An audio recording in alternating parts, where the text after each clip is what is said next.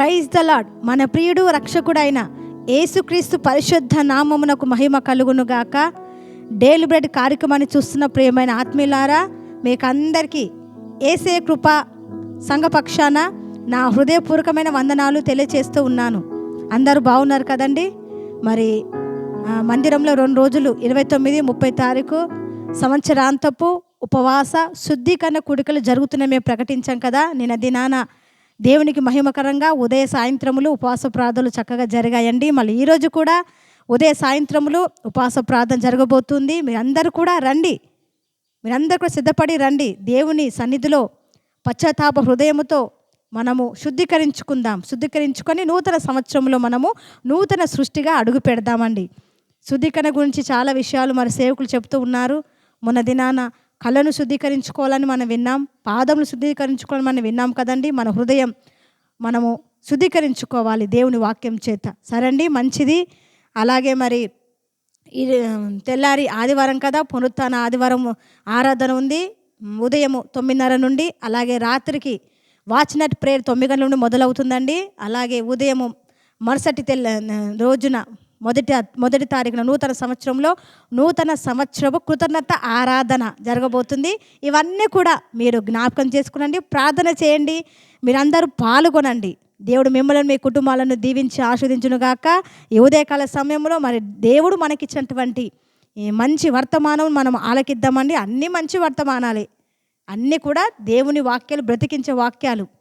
సరే అండి, నేను చదువుతున్నాను. మత్తయి సువార్త 7వ అధ్యాయము 13, 14 వచనాలు నేను చదువుతున్నాను. మత్తయి సువార్త 7, 13, 14 2 వచనాలు నేను చదువుతున్నానండి. మీరు చూడండి, వినండి.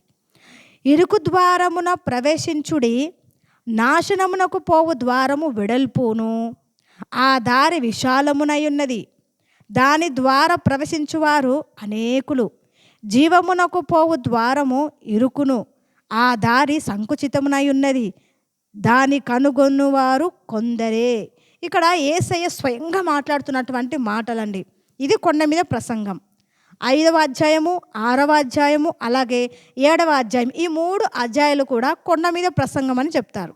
అయితే యేసయ్య మాట్లాడుతున్నటువంటి మాట ఈరోజు ఈ ఉదయకాల సమయంలో నీతో, మాతో, మనందరితో, ఎవరైతే ఈ మాటలు వింటున్నారో వారందరితో దేవుడు మాట్లాడుతున్నటువంటి మాట ఏంటి అని అంటే, ఇక్కడ 2 దారుల గురించి దేవుడు చెప్తూ ఉన్నాడు. ఒకటి ఇరుకు ద్వారము, రెండవది విశాలమైన మార్గం. ఇరుకు మార్గము, విశాలమైన మార్గం, 2 మార్గం గురించి దేవుడు యేసయ్య చెబుతూ ఉన్నాడు. ఇరుకు మార్గము, ఇరుకు ద్వారాన ప్రవేశించండి అని దేవుడు యేసయ్య చెప్తూ ఉన్నాడు. అలాగే నాశనమునకు పోవు ద్వారము వెడల్పు, ఆ దారి విశాలమై ఉన్నది, దాని ద్వారా ప్రవేశించువారు అనేకులు. చూడండి, ఈ రోజుల్లో ఇరుకు ద్వారము కన్నా ఎక్కువగా ఇష్టపడేది విశాలమైన మార్గంలోనే ఇష్టపడుతున్నారు. విశాల మార్గంలోని వెళ్ళడానికి ఇష్టపడుతున్నారు. ఎందుకో తెలుసా? అందులో నడిస్తే, అందులో వెళ్తే అడిగేవారే ఉండరండి. తిన్నంత తినొచ్చు, త్రాగేంత తాగొచ్చు, ఇష్టానుసారంగా జీవించవచ్చు. అడిగేవారు లేరు, మందలించేవారు ఉండరు, గద్దించేవారు ఉండరు, కొట్టేవారు ఉండరు, బుద్ధి చెప్పేవారు ఉండరు. ఇష్టానుసారంగా జీవించవచ్చు. ఎందుకంటే విశాలమైన మార్గం కదండి. తిన్నంత తినవచ్చు, ఎక్కడ పడితే అక్కడ వెళ్ళొచ్చు, రెస్టారెంట్కి వెళ్ళొచ్చు, క్లబ్లకు వెళ్ళొచ్చు. దేహం అంతా పాడు చేసుకున్నా కూడా అడిగే దిక్కు ఉండరండి. ఎందుకంటే విశాల మార్గం కదా. ఆ విశాల మార్గాన్ని అడిగేవారు లేరు కాబట్టి చాలామంది ప్రజలు ఆ విశాల మార్గాన్ని ఎన్నుకుంటూ ఉన్నారు. ఎందుకంటే అడగొద్దు. వారు ఏం చేసినా, తాగినా, తందలాడినా, ఏం చేసినా, ఎన్ని అక్రమ సంబంధాలు పెట్టుకున్నా, ఎన్ని పాప పనులు చేసినా, ఎన్ని చెడు చూసినా, ఎన్ని ఘోరమైన పాపాలు చేసినా, పాపిష్టి పనులు చేసినా అడిగేవారు ఉండరు. అందుకని చాలామంది ప్రజలు ఏం చేస్తున్నారంటే ఆ విశాలమైన మార్గమునే ఎన్నుకుంటూ ఉన్నారు. ఇంకొక విచారకరమైన మాట చెప్పమంటారండి. ఆ యొక్క విశాల మార్గంలో క్రైస్తవులు కూడా ఉంటున్నారండి. ఎంత బాధాకరం అండి. దేవుని యొక్క వాక్యాన్ని రుచి చూచి రక్షణ పొందుకొని బాప్తిసం తీసుకొని దేవుని బిడ్డలుగా పిలువబడి కొన్ని సంవత్సరాలు, కొన్ని రోజులు జీవించిన తర్వాత మరలా ఆ యొక్క పాపపు రొచ్చులో వెళ్తూ ఉన్నారు. విశాల మార్గాన్నే ఎన్నుకుంటూ ఉన్నారు. ఆ పాపపు మార్గాన్నే ఎన్నుకుంటూ ఉన్నారు. ఎందుకంటే సేవకులు గద్దిస్తారు కదండి. సేవకులు గద్దింపులు వాళ్ళకి ఇష్టం ఉండదు. సేవకుల యొక్క ఆ గద్దెంపులు, ఆ యొక్క జీవితాలు కట్టే మాటలు వారికి ఇష్టం ఉండదు. దేవుని వాక్యాలు వారికి ఇష్టం ఉండదు. కాబట్టి అలాంటి మార్గాలని ఎన్నుకుంటున్న వారు చాలామంది ఉంటున్నారండి. అయితే దేవుని వాక్యం ఏం సెలవిస్తుంది చూడండి. యేసయ్య ఏం చెప్తున్నారు? ఇరుకు మార్గంలో, ఇరుకు ద్వారములు ప్రవేశించండి. నాశనమునకు పో మార్గం వెడల్పు, అది చాలా వెడల్పు, అది చాలా బాగుంటుంది. కానీ ఆ మార్గం ఎక్కడికి తీసుకెళ్తుందో తెలుసా? నరకానికి తీసుకెళ్తుంది, అగ్నిగుండానికి తీసుకెళ్తుంది. అక్కడ అగ్ని ఆరదు, పురుగు చావదు, యుగ యుగాలు అక్కడ ఏడుపు పండ్లు కొడుకులు ఉంటూనే, యుగ యుగాలు ఉంటూనే ఉంటుంది. ప్రియమైన దేవుని బిడ్డలారా, దేవుడు చెప్పినటువంటి మాట, స్వయంగా యేసయ్య నోటి గుండా వచ్చినటువంటి మాట, ఏ మార్గంలో ప్రవేశించమంటున్నాడు, ఏ మార్గం నడవమంటున్నాడు యేసయ్య అంటే ఇరుకు మార్గములో నడవమంటున్నాడు. ఇరుకు మార్గం అంటే ఏంటి? బాధలుంటాయి, కష్టాలుంటాయి, శోధనుంటాయి, నిందలు, అవమానాలుంటాయి. కానీ ఆ మార్గం ఎక్కడ తీసుకెళ్తుందో తెలుసా ప్రియమైన దేవుని బిడ్డలారా? నిత్య జీవానికి తీసుకెళ్తాయి. మనము ఆరాధిస్తున్న దైవం మన యేసయ్య కూడా ఆ మార్గంలోనే నడిచాడండి. యేసయ్య నిందలు రాలేవా? యేసయ్యకు ఆయనను కొట్టలేదా? ఉమ్మవేయలేరా? ఆయన బట్టలు చింపేశారు, మౌనంగా ఉన్నాడు. నువ్వు దయ్యం పట్టినవాడు, బయలుజోబు వల్ల నీ కార్యాలు చేస్తున్నావని సొంత తన కుటుంబ సభ్యులే మాట్లాడారండి. దేవునికి నింద రాలేవా? యేసయ్యకి నింద రాలేవా అండి? ఆయన నరవతారిగా వచ్చాడు కదా, మనుష్య రూపంలో, మనుష్య కుమారుడుగా ఈ లోకంలో జీవించాడు కదా. ఆయనకు సమస్యలు వచ్చాయి, మనకు సమస్యలు వస్తాయి. ఆయనను ఆరాధిస్తున్నటువంటి మనకందరికీ సమస్యలు వస్తాయి, శోధనలు వస్తాయి. ఇరుకు మార్గం మనం వెళ్తున్నాం కాబట్టి శోధనలు వస్తాయి, నిందలు వస్తాయి, శ్రమలు వస్తాయి. అయితే అవి తట్టుకునే కృపను కూడా దేవుడు మనకి ఇస్తాడండి. మన ఆరాధ్య దైవం అనే మన యేసయ్య కూడా అట్టి దారిలో గుండా వెళ్ళిన వాడే. ఆయన చెప్పాడు, ఆయన నడిచి చెప్పాడండి, ఆయన చేసి చూపించాడు. కాబట్టే మనకు చెబుతూ ఉన్నాడు ఈ రోజున. ఆయన చేశాడు నిజ జీవితంలో. కొంతమంది చెప్పుతారు కానీ చేయరు. కానీ యేసయ్య అలా కాదండి. ఏదైతే చేశాడో అది చెప్పాడు, ఏదైతే చెప్పాడో అది చేసి చూపించాడండి. అది సాధ్యం, అది అసాధ్యం అని అనుకోకండి, సాధ్యం. యేసయ్య నడిచి చూపించాడు కదా. శోధనలు ఆయన కూడా వచ్చాయి, శోధనలు వచ్చాయి. ప్రార్థన చేశాడు, ప్రార్థనలు గడిపాడు. ఎప్పుడు ఉదయం అంతా తండ్రి పనిలో బిజీగా ఉన్నాడు, దేవుని మాటలు ప్రకటిస్తూ ఉన్నాడు, సువార్త ప్రకటిస్తూ ఉన్నాడు, అనేకులను స్వస్థపరుస్తూ ఉన్నాడు. బాధలో ఉన్న బంధకంలో ఉన్నటువంటి వారిని విడిపించాడు. ఆ కట్ల నుండి, ఆ యొక్క దురాత్మల శక్తుల నుండి విడిపించాడు అనేకులను.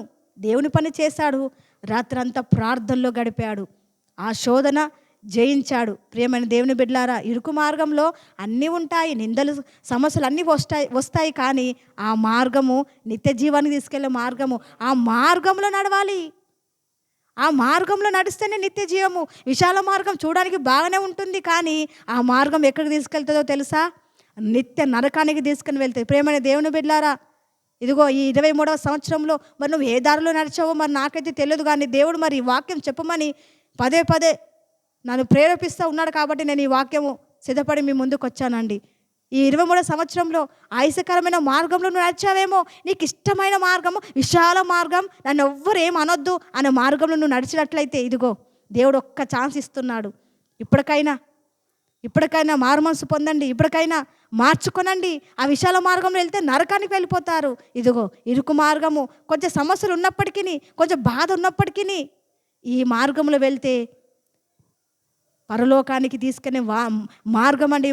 ఈ మార్గంలో వెళ్ళండి. ఈ నూతన సంవత్సరంలో ఈ నూతన మార్గంలో వెళ్తామయ్యా. ఇరుకు మార్గం అయినప్పటికీ ఆ మార్గంలో మేము వెళ్తామయ్యా, ఆ మార్గంలో ఎన్నుకుంటానయ్యా అని ఈరోజు కనుక నువ్వు తీర్మానం చేసుకున్నట్లయితే దేవుడు నిన్ను నడిపించునుగాక. ఈ 2024 సంవత్సరంలో నూతనమైన మార్గం, ఇరుకు మార్గం, యేసయ్య నడిచిన మార్గంలో మనమందరము నడుదుముగాక. ఆమేన్, హల్లెలూయా, స్తోత్రం, హల్లెలూయా. నూతనమైన జీవ మార్గమందున నూతన జీవము ఆత్మాభిషేకమే. నూతనమైన జీవ మార్గమందున నూతన జీవము ఆత్మాభిషేకమే. నూతన సృష్టిగా నన్ను మార్చెను, నూతన సృష్టిగా నన్ను మార్చెను. శాశ్వత కృపను నేను తలంచగా కానుక నైతిని నీ సన్నిధిలో, కానుక నైతిని నీ సన్నిధిలో. నూతనమైనై జీవ మార్గమందున నూతన జీవము ఆత్మాభిషేకమే. నూతనమైనై జీవ మార్గమందున నూతన జీవము ఆత్మాభిషేకమే. ఆమేన్, హల్లెలూయా. ఒక చిన్న వాక్యం చదివించి నా మాటలు ముగిస్తానండి. 37వ కీర్తన నేను చదువుతున్నాను. 37వ కీర్తన 4వ చరణం నేను చదువుతున్నానండి. యెహోవాను బట్టి సంతోషించుము, ఆయన నీ హృదయవాంఛలు తీర్చును. నీ మార్గములు యెహోవాకు అప్పగింపుము, నీవు ఆయన నమ్ముకొనుము, ఆయన నీ కార్యములు నెరవేర్చును. హల్లెలూయా. నీ మార్గము యెహోవాకు అప్పగింపుము అనంటే దీని అర్థం ఏంటంటే, యేసయ్య చెప్పినటువంటి ఇరుగు మార్గంలో నువ్వు నడువు, అప్పుడు నీ కార్యములన్నీ కూడా నా దేవుడు యేసయ్య సఫలపరచునుగాక. ఆమేన్. ఈ నూతన సంవత్సరం అంతా కూడా నూతన మార్గంలో యేసయ్య చెప్పినటువంటి మార్గంలో నడుదుముగాక. హల్లెలూయా, ఆమేన్. చిన్న ప్రార్థన చేస్తానండి. స్తోత్రము ప్రభువా, మహోన్నతుడా, పరిశుద్ధుడా, సర్వశక్తిమంతుడా, వాక్యమైన దేవా, నీ ఘనమైన పరిశుద్ధ శక్తిగల నామమును బట్టి నీకు స్తోత్రాలు చెల్లిస్తూ ఉన్నామయ్యా. ఈ ఉదయకాల సమయంలో తండ్రి అయ్యా, ఈ డైలీ బెడ్ కార్యక్రమంలో ప్రభువా, ఇదిగో మీరు నాతో మాతో మీరు మాట్లాడినటువంటి నీ మాటలను బట్టి మీకు స్తోత్రాలు యేసయ్యా. ఇరుకు మార్గంలో ప్రవేశించండి అని అంటున్నావు నాయన. ఇదిగో నాశనకు పోయే మార్గం విశాల మార్గం, అది విశాలంగా ఉన్నప్పటికీ అది నరకాన్ని తీసుకెళ్తుందని సెలవిచ్చావు ప్రభువా. ఇదిగో ఈ ఉదయకాల సమయంలో నీ మాటలు వింటున్నటువంటి ప్రియులందరినీ పేరు పైన జ్ఞాపకం చేసుకోండి అయ్యా. ఈ యొక్క నాయన 2023 సంవత్సరంలో మరి వారికి ఇష్టమైన మార్గాలలో మీకు ఆయాసకరమైన మార్గాలు నడిచి ఉన్నారేమో ప్రభువా. ఇదిగో వారు ఒప్పుకుంటుండగా నాయన నూతన సంవత్సరం 2024వ సంవత్సరంలో ప్రభువా, నూతన మార్గంలో మీరు ఎన్నుకున్న మార్గంలో, మీరు నడిచిన మార్గంలో, మీరు చెప్పిన మార్గంలో, ఇరుకు మార్గంలో ప్రవేశిస్తామని వారు అనుకుంటుండగానే, వారి నోటితో ఒప్పుకుంటుండగానే అయ్యా ఇదిగో మీరు తోడుగా ఉండి నడిపించండి అయ్యా. వారి యొక్క మార్గాలన్నీ నీకు అప్పగిస్తుండగానే తండ్రి వారి కార్యాలన్నీ సఫలపరచమని ప్రార్థిస్తున్నామయ్యా. ఇదిగో ఈ మాటలు వింటున్న ప్రియులందరినీ పేరు పేరున జ్ఞాపకం చేసుకోండి అయ్యా. నీ సన్నిధిని, నీ కృపను బిడ్డలకు తోడుగా ఉంచమని యేసు పరిశుద్ధ నామమును బట్టి ప్రార్థన చేయుచున్నాము తండ్రి, ఆమేన్. దేవుని యొక్క విశేషమైన కృప కాపుదల మీకు అందరికీ తోడే ఉండునుగాక. అడ్వాన్స్గా మీకు అందరికీ విష్ హ్యాపీ న్యూ ఇయర్ అండి. అందరికీ వందనాలండి. Praise the lord.